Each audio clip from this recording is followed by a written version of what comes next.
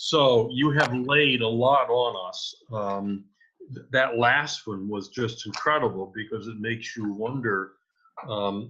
Labor force grew during tough times, except in the last several, and the labor force just kind of disappeared. Where'd it go? It could be boomers, right? Yeah, you have to be a little cautious on that, because when you start talking, that is for the state as a whole. And the state as a whole has grown in population each decade, although the growth has been slow compared to the other states. Ohio is a slow growing state. But if you take it down to the county level and apply that formula that I used to try to come up with a recalculated unemployment number, you have to be careful because some counties have lost significant numbers of people, and that would affect the whole universe of the labor force. I mean, the labor force is based on people 16 and over who, again, are either employed or are looking for work. But if you have a whole lot of people leave, obviously you have fewer people, potential employees. I would argue, though, that the reason they are leaving in many counties is because of the economic distress that we've shown in all these other spreadsheets. So I think there's some validity to say, wait a second, no, let's just, this does tell us something. How far you want to push it, I don't know, but it does tell us something about what's going on with the unemployment rate down to the county level.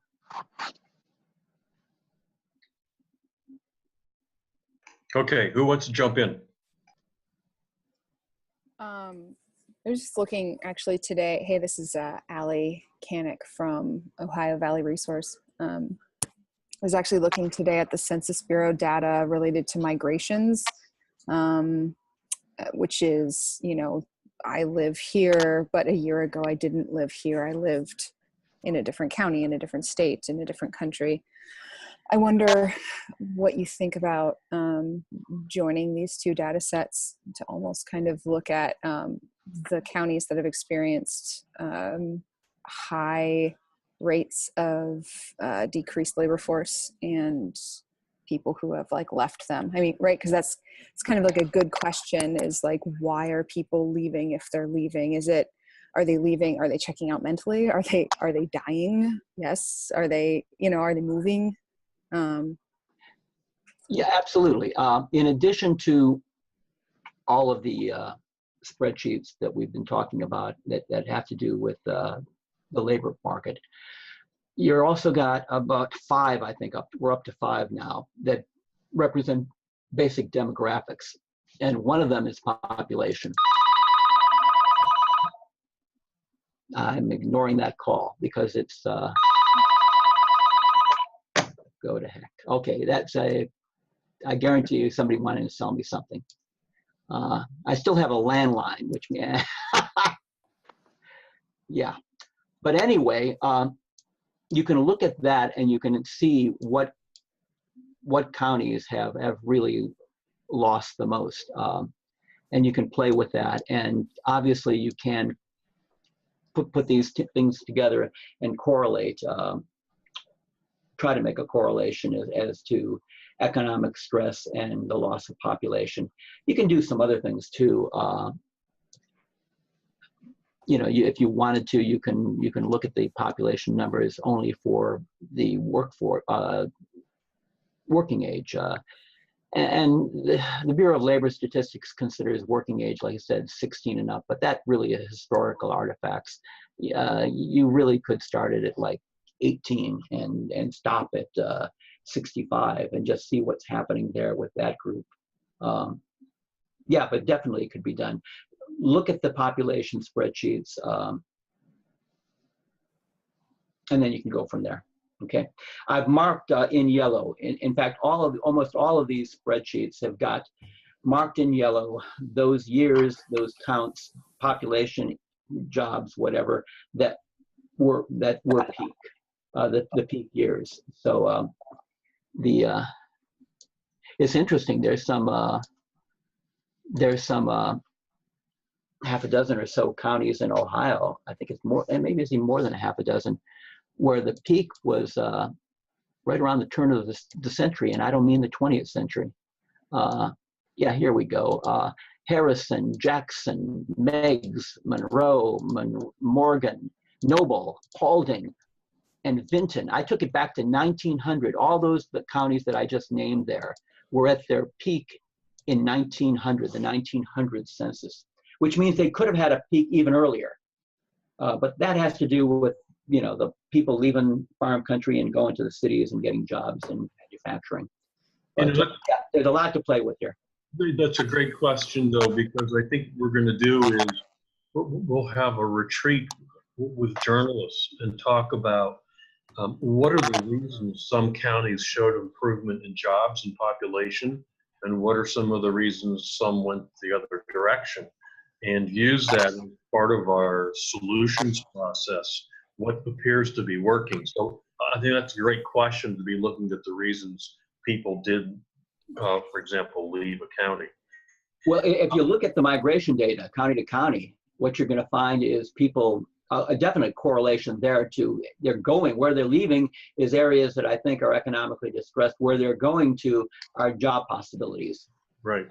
Now, certainly if you look at it, again, if you can get it down to age groups, you also have older people migrating south for other reasons than economic reasons.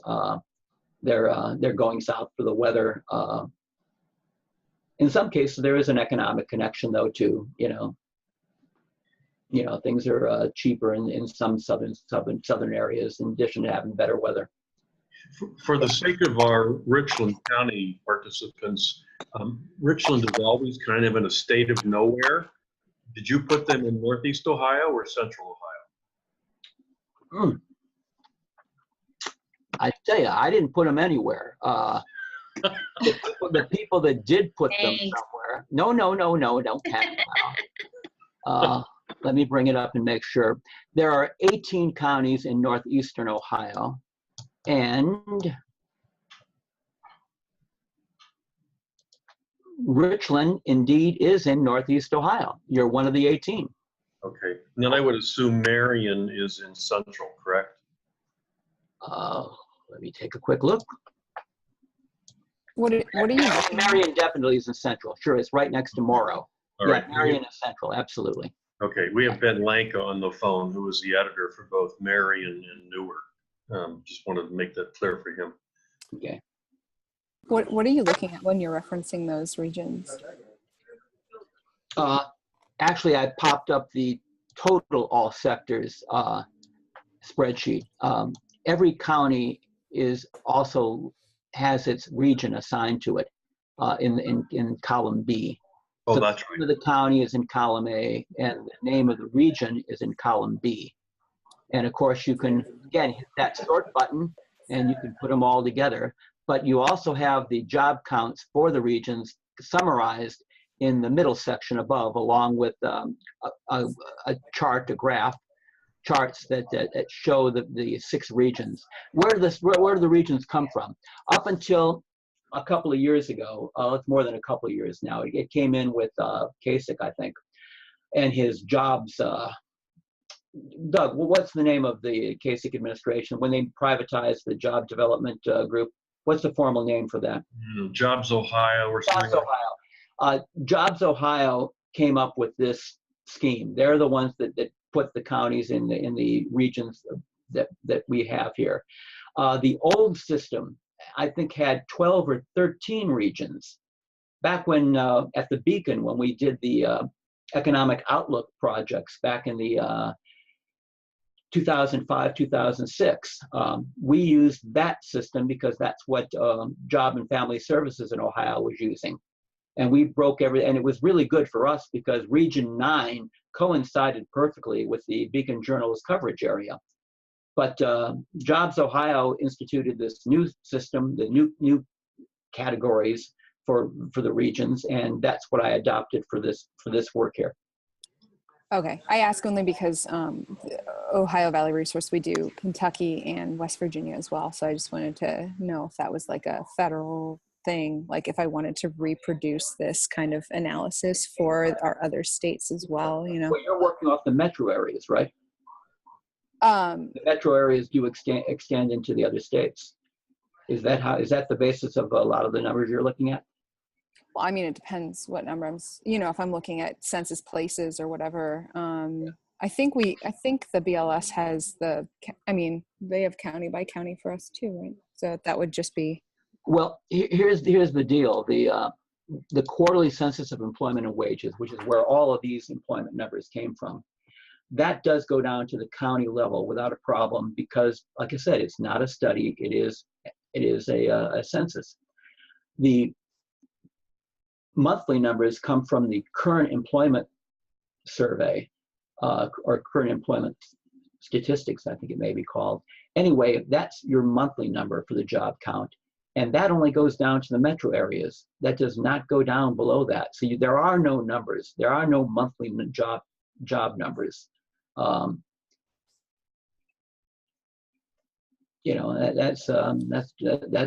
you've got to wait for the quarterly report to get it down to the county level.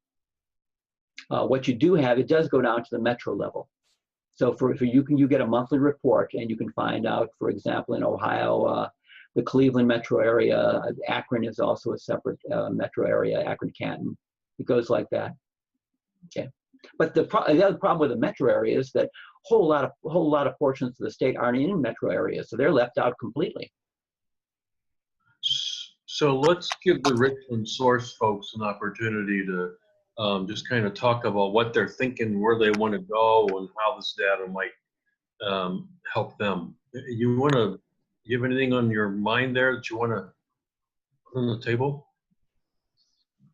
I was thinking right now, wondering kind of how this process works, because we didn't participate in the last project with Your Voice Ohio. So what's going through my head right now is, do we start with a couple stories that sort of identify the problems, use this data to write some pieces on that, and then do we further talk about solutions down the line, or do we talk about problems and solutions in the same stories? How does your process there work? Well, I was hoping we'd have a few of the larger news organizations on board today. What I want to propose is that we perhaps start with the series of maps that David did that show the job changes, and maybe ask each media market to just go out and ask 3 people 2 questions. What do you think caused the changes that we can see in the data over the last years, and show them some trends? And more importantly, ask them, so if you were to change something about your community to make it a better place for your community, what would you do? And then for as many counties as we can, we produce a large package that each news outlet can put their folks at the top, but they can also put in some of the other counties, some of those doing well, some of those doing poorly, and they've got three people to choose from who have said, here's what's happened to us, and here's what I think needs to happen for us to get better. And we do our best to make that a diverse group. If we say, go out and get 3 people in Richland County, it has to be at least 1 male, 1 female, and the third person can be either gender, but needs to be a person of color. And that gives us diversity across the state. And that's kind of, it's not a whole lot of heavy lifting, but boy, you put some charts out there and some diversity of thought and some diversity of experiences, it just gets people starting to think. Those charts speak volumes. I mean, just the charts on their own tell a huge story there. One of my concerns, and I haven't looked entirely through the data yet. I've looked through a little bit on my coworker's computer here. I am kind of curious to get into the comparison of how our population has decreased over the years, to see if maybe that's why our labor force is going down, or if there's another reason. But well, I'm super interested in that as well. You definitely should talk to people, and you definitely should be guided, though, by, I think, these numbers. The trouble with just the important thing about the numbers is this: any reporter can go out and cherry pick interviews to tell any tale he wants to.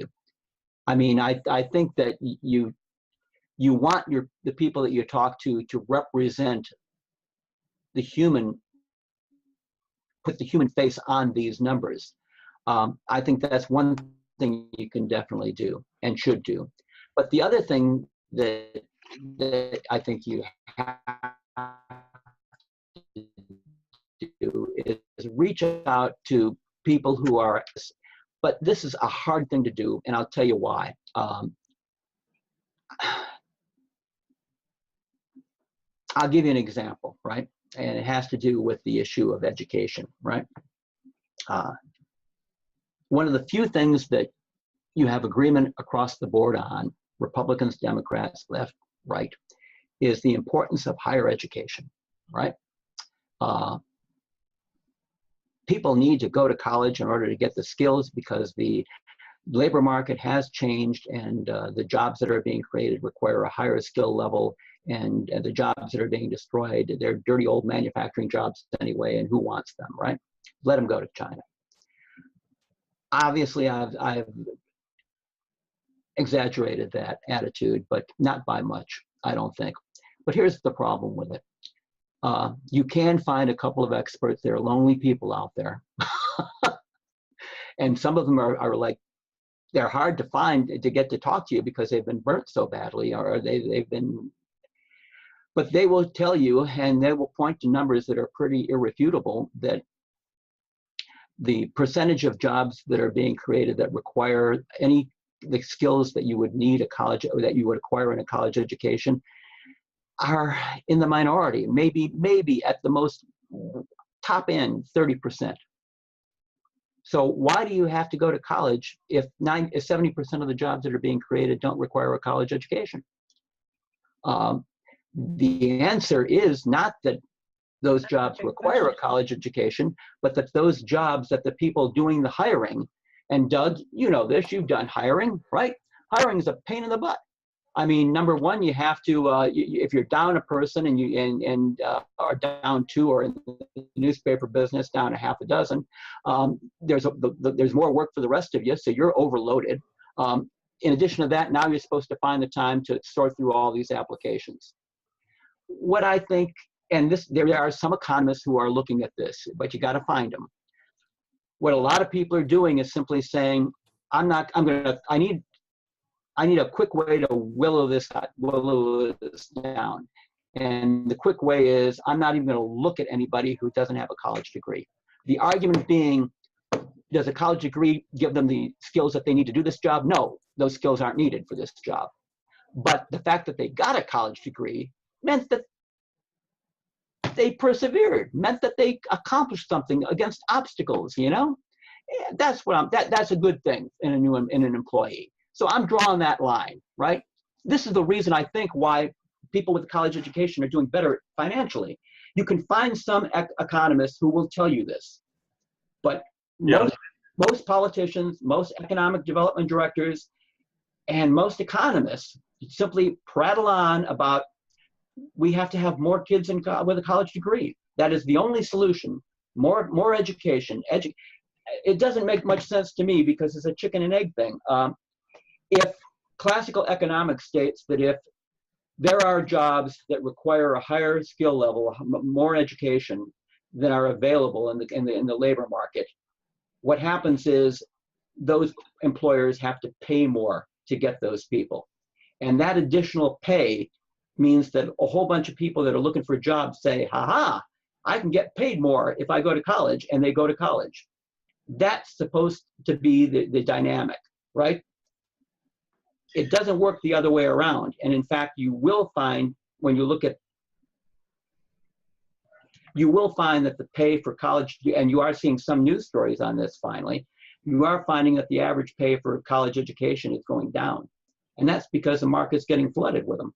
Yeah, okay. So David and I would go into my office and people would slam the door because he and I would be in there yelling at each other and our arms flailing. I hate experts, as a matter of fact. And I tell reporters in the Your Voice Ohio project, don't talk to experts, they're wasting your time. Regular people are experts in their own lives. But then once in a while, check with someone like David, who really is an expert. No, I'm not an expert. I'm a journalist, which means I'm not an expert in anything. What I'm saying is there are experts out there, but you've got to find them. No, you've got to find them. The trouble with just talking to people is that they know something is wrong. They know something has changed. They have this, if you're as old as I am, they might be saying, my children are not doing as well as I did, but I did better than my parents. What's going on here? Yeah. But is that they do not know why it's happening. Right. But the problem is they might come up with a theory. Yeah. And the theory may not be based in fact. It may be a horrible theory. It may be that immigrants are taking all the jobs. It may be that our society has lost its soul because people aren't going to church anymore, and the millennials are lazy assholes and they don't want to do anything. You're going to hear all of these. Am I lying? You have heard this stuff in the street, right? This is what you're going to get by talking to real people. You have to be a little judicious about it. So what I want to do is to answer Tracy's question, the question from Richland, I want to do some very simple things, and that is take some of the findings that David has and get some regular folks talking to us about it, because that kind of gives us a perspective that we don't normally get with the experts. And then on occasion, we will zoom into the experts, and we'll also ask the policymakers. So, here's what we heard. What do you think? What are you going to do about this? So I think what I'll do is I'll put a couple story ideas on the table and ask the participating news organizations contribute 3 comments, and I'll also find a reporter from the various news organizations to kind of weave this together. So that will be the next step. The idea of doing the graphics, I may be able to get someone to do statewide graphics. As far as localizing, you may have to do some of those yourself. So that's kind of the way we're going to do this. One other thing that I want to put on the table, and that is Hearken. I'm trying to get some folks interested in this. We have a contract for this, and I think Richland you may already do this. Is that correct? Yeah, we do have Hearken for both of our solutions journalism projects. I don't know, Brittany and I haven't really discussed if we would want to throw something out on Your Voice Ohio, get like statewide responses or anything. Okay. I mean, it could have potential that we could collect local responses via ours and maybe get something on a statewide level from Your Voice Ohio. Yeah, because we'll have. Well, maybe the thing we need to do is go ahead, Andrew. Yeah, we have a Hearken module that we can embed. Maybe not for you since you already have it. We have some questions already set up and some prompts set up that we'll share with others, so we can get local stuff, and then the Your Voice Ohio site can potentially serve as that, getting statewide or for folks that don't have access to that, or just want to link to the Your Voice Ohio website. Whether or not you want to create a call out that is focused specifically on this, or is the same call out that we'll be asking for on Hearken, or if you want to do something that's unique based on your own needs, that's cool. But it'd be interesting to share what you're hearing from folks through that and through other means with the whole collaborative. Definitely. I think we should work together on that. And okay, all right. Let's have a side conversation on that. I'm going to drop in our link to our Hearken page on Your Voice Ohio in the chat right here. And I was just thinking too, I have put together a public folder for journalists to use that goes into a little bit more depth about Hearken for those that might be a little less familiar. And it has some language that we're using on Hearken and an idea for a launch story if you do want to end up setting up a page or running a story on it. So I'll drop that here too. Okay. Anybody else have questions? We have now gone over an hour. If you have any questions, don't hesitate to email Hey, Doug? David. Yes. Ken? Real quick, and I think he touched on it, but one of the rumors we heard in Marion is that it, I guess, basically leads the state in the percentage of its work age adults who are not in the workforce. And I don't know if that's something that's easy to track or easy to get. That number is easy to get from what you provided. Well, actually, that labor force spreadsheet, go look at that. That's what I talked about was the initial worksheet. But in addition to that Ohio worksheet, there's also 1, 2, 3, 4 worksheets that are at the county level. One of them being the labor force worksheet. So I'm looking at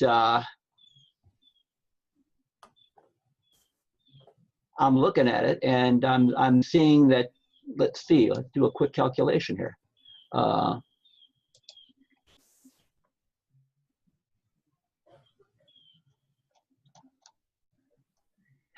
Look, I'll get back to you on that, but I mean, the numbers are all here for Marion. Okay. What you're talking about here is here. Where we go? It looked to the peak labor force number is 1996, 33,013, and it's now down to 28,031. So, roughly speaking, it's down 15%. You'd have to do that same kind of calculation, peak to 2017 for all 88 counties to get a comparison. But that would be for the percentage. You could also do the change in terms of numbers, the number of people that have left the labor force. Yeah. In other words, those numbers are there. If we had a little more time, today we could just very quickly do that. But David, isn't what he's talking about though? Wouldn't that be like the total 18 to 65 population minus the workforce? No, the labor force, or labor force, as opposed to the workforce. The workforce is often used to mean anybody over 16. Oh, okay, gotcha. Okay, the labor force, again, the definition used by the BLS is the number of people who are employed or who are unemployed but looking for work in the previous 4 weeks prior to when they were asked in the monthly survey. But it sounds like Ben's question is how many people are not in the labor force that could or should be in the labor force, right? Is that kind of what you're thinking about, Ben? Yeah. So basically, the thought was that there's a bunch of adults in Marion who aren't working, aren't looking for work. I'm not sure how they're living, but that's okay. The way you do that is, again, I actually, in addition to that recalculated jobless rate that I did that assumed that the labor force hadn't decreased, you also have on that same page, the first page of the labor force spreadsheet, Ohio population ages 18 through 64 compared to the labor force. Now, like I said, strictly speaking, the workforce is 16 and up. But I thought it was more realistic to call it 18 through 64. When you do that, and I looked at it from 2000, 2010, and looked at the change, and then to 2017. In 2000, the labor force represented 83.2% of that number, that ages 18 to 64. In 2017, that was down to 81.3%. That's only, we're talking 2% down, but 2% when you're talking about millions of people is a significant number. So are you looking at Marion or the state? No, that I looked at the state. Okay. Now, the point is you can do the same thing for the state. In fact, simply go to, I mean, I can do it for you if you want me to, but I mean, I will get the census numbers. They do give you a breakdown, and I'll use the classic BLS number. I'll use 16 and up, and then what is the labor force percentage of that? What you have here in the spreadsheets that are provided are the labor force numbers for all the counties. So the only thing you need now is the census total population number, which isn't that hard to get. Okay, great. Okay. If you go up to census.gov, if you want, do you know how to use the census? Have you ever done anything on the census? Oh yeah. Okay. Go up to census.gov. Go into American Fact Finder, and I'm pretty certain you want to use. Well, you do want to use the population estimates, and I'm certain that. Well, I take it back. If you're going to be talking about a breakdown by age, you're probably going to want the American Community Survey numbers. But those are good numbers, and they will give you a breakdown by ages, so you can come up with everybody who's 16 and up, and then just simply, do the percentage. How big a percentage is the labor force in Marion County and the other counties compared to their 16 and up population? Sounds great. Thanks. Okay. Okay. Thank you, everybody, for taking the time to do this, and David, for your expertise in this incredible wealth of data. So we'll be in touch with everybody, hopefully in the next several days, with some story ideas and see if we can't get launched on some things. All right. Okay, one last thing. If you're looking for some experts, right, go to the University of Missouri's economics department in Kansas City, and you've got some renegades there that might give you some different answers than what you normally get when you call up the experts, as Doug refers to them. Okay. All right. Great. Thank you so much. Yeah. Yeah, David, thank Thank you a you lot. all.